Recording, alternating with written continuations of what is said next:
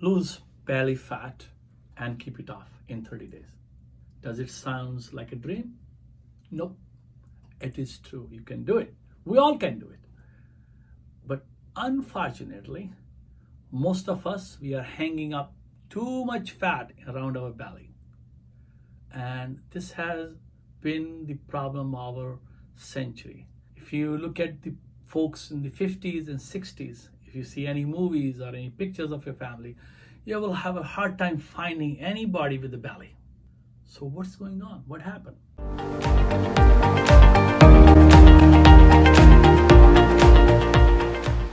National Geographic did a survey, I think they published 20 years ago. And as people became socioeconomically richer, industrialized, they start to get fat because there was more to eat. People has less work to do. I'm talking about physical manual labor. We had more buttons to press. And what happened, that manual labor translated into buttons, and that buttons translated into our belly fat. We got fatter and fatter. According to the current statistics, by the year 2030, 58% Americans are going to be obese. Obese. That's a sad statistics. Nothing to be proud of. So why we get belly fat? Because insulin resistance. Whenever we eat food, body kicks in insulin to convert that sugar into glycogen.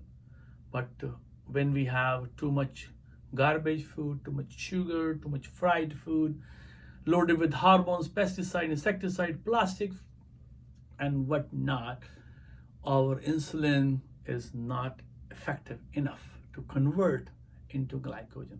Your glycogen stores in your muscles, first in your liver as a glycogen and in your muscles. But if you don't exercise, you're not going to store that in muscles. Now we have excessive insulin. Body becomes insensitive to it because you're not converting into glycogen, and we start insulin resistance. Once you have insulin resistance, your belly start to gain. And you have extra weight, and people get into polycystic ovarian syndrome for females, pre-diabetic, diabetic, heart disease, cancers, high blood pressure, metabolic syndrome, and whatnot. So belly fat is not good, is not your friend. We all need to work hard to get rid of it. And I will give you some simple tips to get rid of it. Number 1, think 10.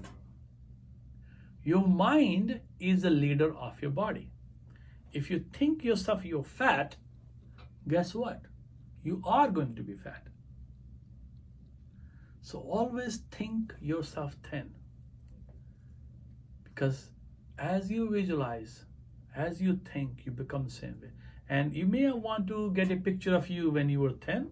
Put that in your area, in your bathroom, or where you spend more time, and visualize, this is what I want to look like. And keep thinking about it. Every time says, I want to look like this. If you don't have the picture, just cut short and take somebody's else and put your head on it. You can do that. Okay. Because visualization is amazing, amazing tool for achieving almost anything. All the basketball players, football players, golfers, politicians, scientists, engineers use visualization techniques to achieve what they want to achieve, even entrepreneurs. Number 2, breathe. Breathing is a thermogenic exercise. What that means? When you breathe, you burn. Just to prove that, put your hand in front of your mouth and breathe out. You will see that the air is hot, isn't it? Did you feel the heat? So what you're doing when you're breathing, you are burning fat. The more you breathe, the more you burn. And breathing is such an essential thing for us. We cannot live without breathing for more than 1 minute. Most of us, we don't breathe. We're breathing only 30-40% of our capacity. So guess what? You're not going to burn your fat off. So recently, I had a patient who lost 50 pounds in 3 months. I gave her this two breathing exercises which she did. One is called fire breath or kapalbhati in Sanskrit, and anulom vilom or alternate nostril breathing. I will give you a demonstration of that. But by doing that, she has a thyroid issue too. And when we corrected the thyroid, she did the breathing exercise. She lost 50 pounds in 3 months. But you can do it. And she is just one example which stands out very, differently from many other crowds. But she followed it to the last T and she got the results. So fire breath is a belly breathing where you're squeezing your tummy in and out. And when you squeeze inside the belly, you're throwing the breath out. And you see how I do it.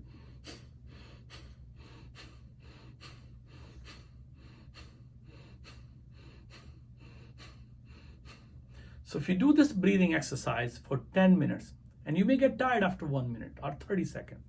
So don't get disheartened. Stop, rest, do it again. But do it continuously for 10 minutes. And then you want to do alternate nostril breathing. And I want to focus on belly breathing, because when you breathe through your belly, you are stimulating your autonomous nervous system, your vagus nerve, and that vagus nerve has a calming effect. It stimulates calming hormones in us. It lowers your cortisol. Cortisol is one of the worst enemy for losing weight, for the heart disease, for blood pressure, and lots of other diseases. And we also have done something wrong. We'll talk about sleep a little later after I demonstrate you the anulom vilom or alternate nostril breathing. So you close your left nostril and you breathe through the right nostril, and you're doing the belly breathing. So first your belly comes out.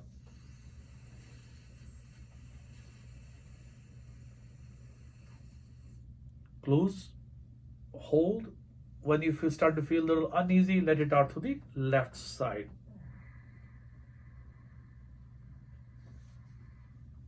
So first your lungs go, then your belly go. Now you breathe in again.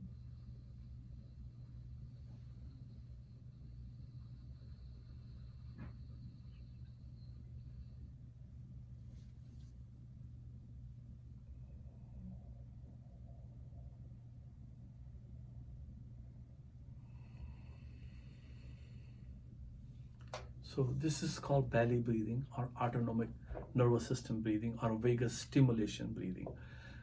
In this exercise, you're lowering your cortisol levels. And most of us, we have too much anxiety, too much fear, too much anger, which all triggers cortisols in us. And cortisol is an enemy of losing weight. If you have too much cortisols going on in you, you have a hard time losing weight. And also we have done to ourselves.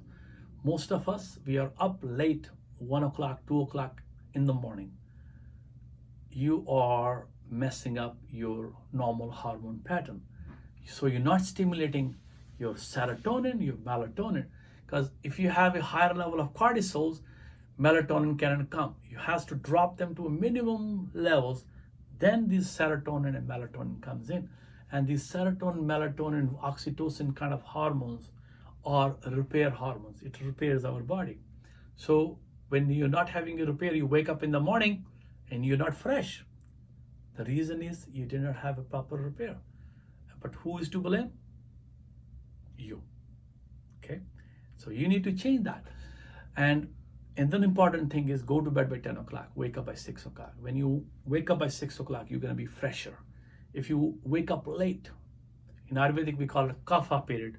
So you are waking up in kapha times and you will be sluggish, fatigued and tired. 6 a.m. to 10 a.m. is a kapha period. So it's better to wake up at 6, and it's not going to change in one day. I know you have this habit now. So if you going to bed by 1 o'clock, start coming to 12:30, which is half hour easy to change. Then to 12, 11:30, 11, and slowly come to 10. It may take 3, 4, 6 weeks to come to that. But if you don't change that habit, you are going to create a problem for health. Because the folks who works in graveyard shift has high amounts of heart attacks, cancers, blood pressure, diabetes, insulin resistance, weight gain, osteoporosis. Why to ask for trouble when by just changing simple sleeping pattern, you can live healthier. We all need around 7 to 8 hours of sleep. Very important for all of us. And actually, America is the most sleep deprived country in the world, which is not good. And no wonder why we have so many illnesses. Number 3, use thermogenic herbs or heating herbs. There are herbs which will produce heat in your body and they promote your digestive system. They promote your digestive enzymes. One of the first thing which I like is a garlic. Most of us, we use herbs, we fry them, we cook them, we destroyed it, no use. So you can take a clove of garlic in the morning, chew it properly, drink lukewarm water with it. But some folks cannot handle it because it's an irritant, it will cause burping, and some folks love it, because I have Italian patients, they just love it. But if you're not Italian and some people who has a issue being a too much fire, they can get issues with it. So for that, you need to have a ginger powder. Ginger powder, very benign most of the time. You can take a half teaspoon, put in hot water, dissolve it, drink early in the morning. Also, when you eat your food, take a half teaspoon, either sprinkle on your food or put in your hot water or make a tea of it, or just drink, put in your mouth, just drink lukewarm water on top of it. It is heat producing, thermogenic. It also has lots of enzymes, helps to digest the food properly, eliminate the garbage properly. Your poop will look different, by the way. Your poop will start to look like a banana. And those are good poops. If your poops are not good, that means something wrong with your digestive system. And what we have done, we have eating so much wrong food, sugar, loaded with pesticide, insecticide, heavy animal protein diet, kills your gut bacteria. We have around 100 trillion cells in the body. We have 1,000 trillion bacteria in the body. When we are not eating proper food, the good bacteria are lesser. You have a wrong bacteria more. There is actually balance of good and bad bacteria. There's actually no good and bad, but every one of them has some function in our body. But the ratios of the bacteria which actually helps to promote health has to be more than those bacteria which does not need that to produce the diseases. So when we eat healthy food, especially vegetables, fruits, nuts, seeds, oils, we promote good bacteria.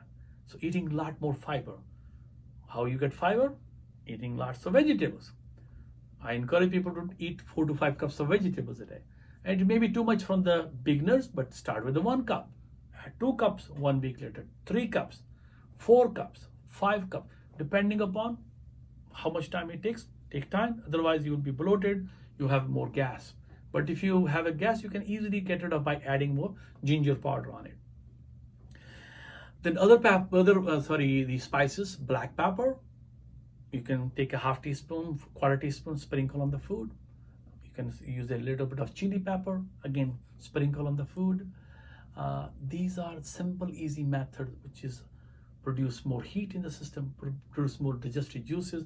You'll be able to digest food. And there are actually studies done on to burn fat. But when we cook it, we destroy it. So don't cook it, put on top of your food.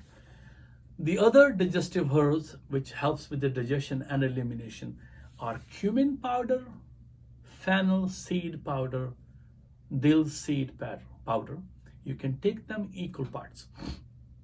So take 1 tablespoon each. Grind them fresh in coffee grinder, and then they become powder. Take 1 tablespoon after every meal. So I'll encourage people to make fresh. If you can make a small batch, put in refrigerator, that would be okay too, but the fresh has a more medicinal values and it will give you more better results. Then good oils. The oils are also food for good bacteria. Like ghee or butter, organic butter, has butyric acid in it. That butyric acid is a food for the good bacteria. Olive oil has oleic acid, which is again a food for the good bacteria. Sesame oil has a propannic acid, which is again a food for the good bacteria. Coconut oil, avocado oil are good oils. What are the bad oils? Canola.